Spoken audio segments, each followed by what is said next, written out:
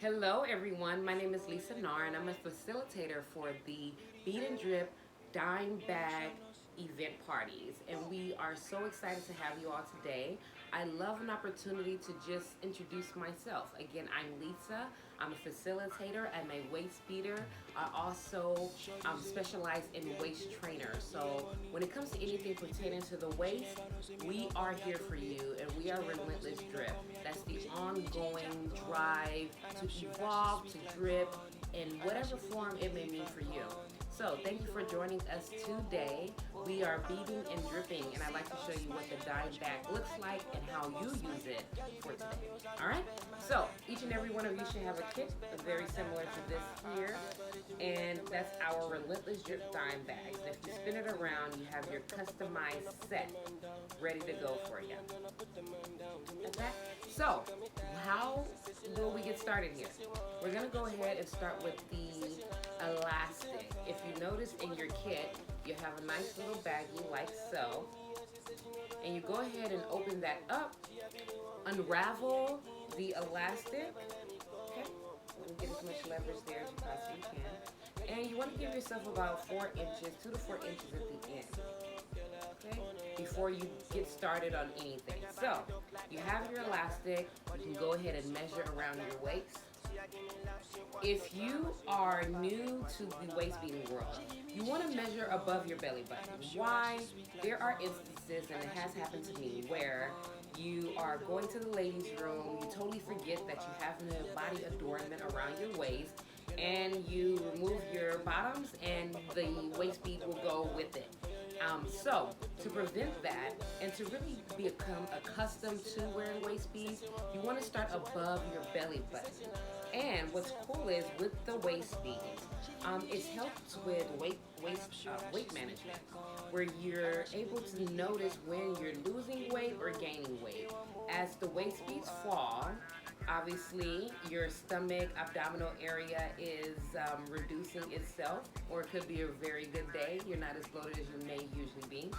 And if your waist beads begin to rise, you should be alarmed that unless it's something you're looking to do, which is gain weight, you should know that if it's rising, you are gaining weight.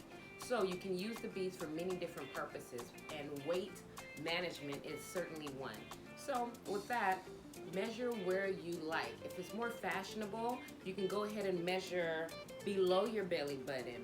If you have charms or shells on your waist bead, it's often, maybe you don't want it as tight, and it may not be, it's more of a fashionable fit rather than something that you'll use on for weight management. So keep all of these items in mind, and that also depends on what's in your kit. Okay?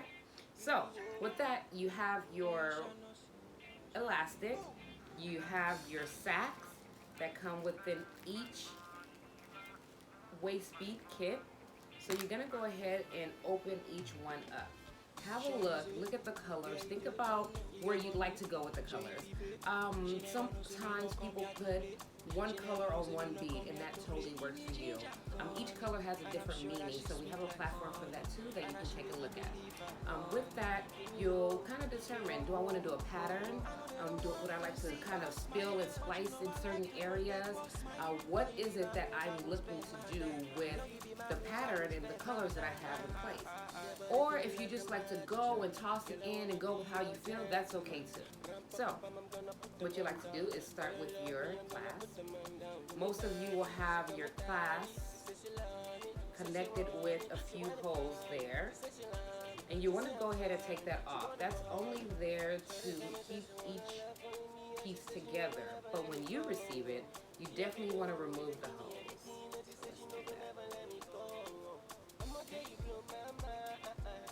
So now, I lost one, but we can always recover it. So now I give you an extra hole, but all you really need is one. And we'll go ahead and add this hole onto the elastic. As I said, give yourself a few inches. Put it right through the hole. I like to hold it out so I can see it. Let it hang a little bit so that exactly where I want to tie my knot, it goes right there. If it's too tight, it kind of moves around and does its thing, so let it hang. top area. Once you have that, you're going to go ahead and make your knot. Take it slow. And wherever you like it to go, you can totally move your hole around until you're ready to really get a nice pull at it. So in this case, we are ready to pull. Okay. Tug, tug, tug. Sometimes I use my nails to really tug at it there. Okay. Once you have your first knot, I'll go ahead and give it another. You don't want it to be too bulky because then it's going to be difficult to go into your very first bead. Okay. What I like to do with the holes is go ahead and take another loop into the hole just to give it a bit more strength. Okay. Make another hole there, another knot. And once you get that through, pull it down. You want it down. You really want to make sure that that second knot that you make goes right into the first knot. Because if not, you have a hole with many, many, many different knots all around it. And it's not neat, it's not cute, it's not preferred, okay? So, now that you have that second knot within the hole, I'll go ahead and make one more knot. Okay. Let's take it on back, a little too fast. And what's cool is that you can play with the knot and make sure it goes exactly where you want it. Okay. Nice. Put some strength into it. I told my sister as we were having dime party the other day that if your knot is coming out, it's because you need to work out. It wasn't true, but just saying that you gotta put some strength into these knots. So from there, check that out. And notice, let's put my head in, that brown one very well. Notice that the knot is together, the knot is down. It can go ahead and fit into a crisp if that's what you're using. But in this case, for the bead kits, right now we're not including them. It's something you look to do, and it just helps to give you a really clean finish at the beginning of your waist beading experience. Okay? So from there, you go ahead and take that, and you'll start beading. You'll begin beading, in with whichever pattern you like, whatever works for you, and then we'll get to the very end of your strand, right?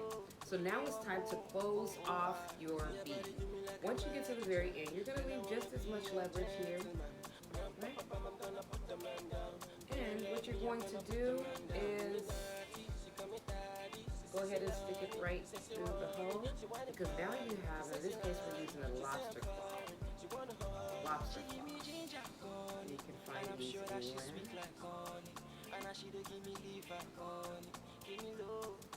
And it gives the client the opportunity to take their waist bead on and off. Okay? So you stick it right through that hole. And now, in a better example, you would have your waist beads on. Actually, let me go ahead and grab one. We'll be right back. This way I can show you how to handle the beads while placing your clamp. So, I went ahead and grabbed a strand for you. This is one that's already made. And I'd like you to see, in this case, I went with, well, actually, Bliss made this, 8 years old, my daughter. And she went with an interesting pattern here, a little bit of bling, a little bit of purple, and a little bit more blue. So what we did was we left one end open to size it appropriately. But for today's video, what I like to do is go ahead and make that change for you. And this can be helpful for those who receive a bead. It rarely happens that may be too big. This is how you'll go ahead and resize your strand, okay? Here, if there's no leverage to really pull at it, you can go ahead and chop it. You want to be careful here because if you take off too many beads, your waist bead is now maybe you give it away, So I will be headed to a show next weekend. So I don't mind sizing this down because there is a little person out there with a fine waist that can fit something so small. Okay, so let's do this. I gave it, maybe normally you like to give it a little more, but here I don't want to go too small. So I'm going to work with what we have. Now, it's time to get your clasp on. Here we're using the lobster clasp. Let's do it. Drop it right through the hole.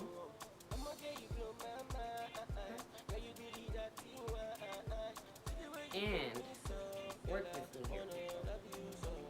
Now we're going to make a knot. Here's what's important about this knot.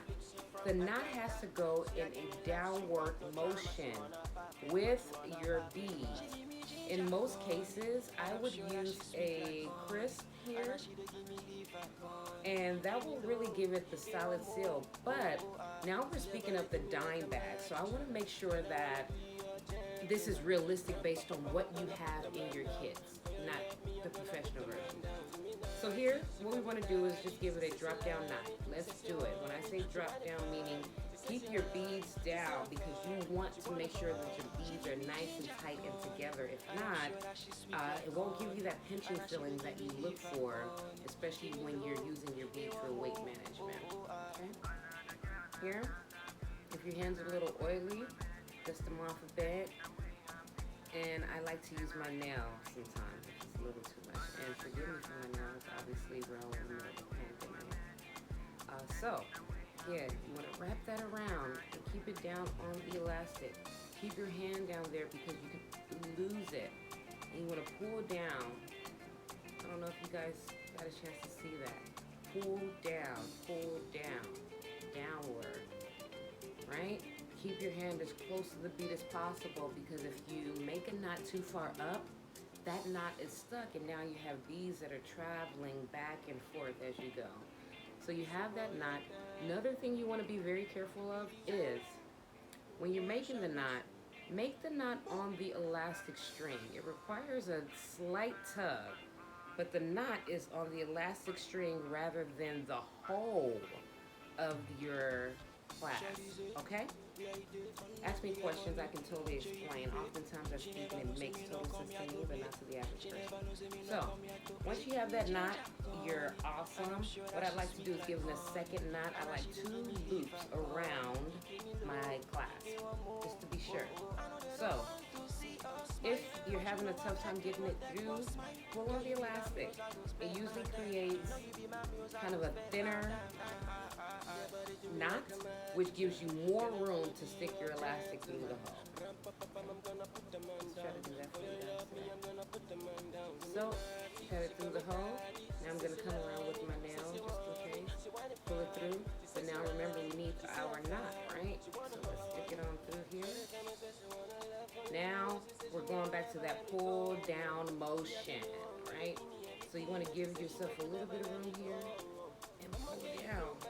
Gotta get that down pull, because now it's gonna get a little thick here. So you need to pull, tug as hard as you can. And we're going back at it again. Let's give it another knot. And pull that sucker down. Pull. And we're solid. It's not, comes loose a bit, maybe it's a bit, oily on your hands. Take that off a bit and get back to it and pull. If you have good elastic, this will pull. The muscles will not be a problem. If it happens to break, it's just overall problem. That means your product itself will break. I can let you guys know what like snow, the type of elastic I'm using, so we give you that information. Just leave a comment. So now it's going to look just like this. Not a challenge there. Use a good pair of scissors. These are handy dandy baby scissors, and chop the rest. How are you gonna do that? Sorry, I almost got into my rings on there. You wanna hold it up. You wanna get as close as you possibly can. As close as you possibly can. And give it a nice chop. And we're good to go. Okay. Let me see if that happens. All right. So here we are. nice full strand ready to go. And obviously you have the hose on one side. Remember I told you guys oftentimes I put double hose just for a more secure tech. And then you have your other end, and you can go ahead and check out your claw, make sure it's working, and you're set. Okay, so that is how you put together your strand with your dime bag kit. Your dime bag kit, like your typical dime bag, is only $9.99, 10 bucks. So with that, you have your own strand. You got an opportunity to work on it on your own time. Listen to music. You can do it outside. You can do it with friends. We have our dime bag events where we send as many kits as you like possible to as many friends, and they can bead on their own, or you can put together a Zoom party and bead with them, facilitate it yourself. Or you can have someone like me facilitate it for you.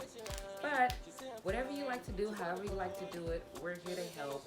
Give us a call. Send us a DM. Relentless Drip, Relentless Solution Wear, Bliss Waste Ice Beads, Bead and Drip. There's no excuse not to reach out to us with any questions or concerns you may have about throwing your next event. Thanks so much for watching this. Again, reach out to us with any questions, comments, or concerns, and we look forward to seeing you and hosting your next event. She give me ginger, honey, and I'm sure that she sweet like honey, and she give me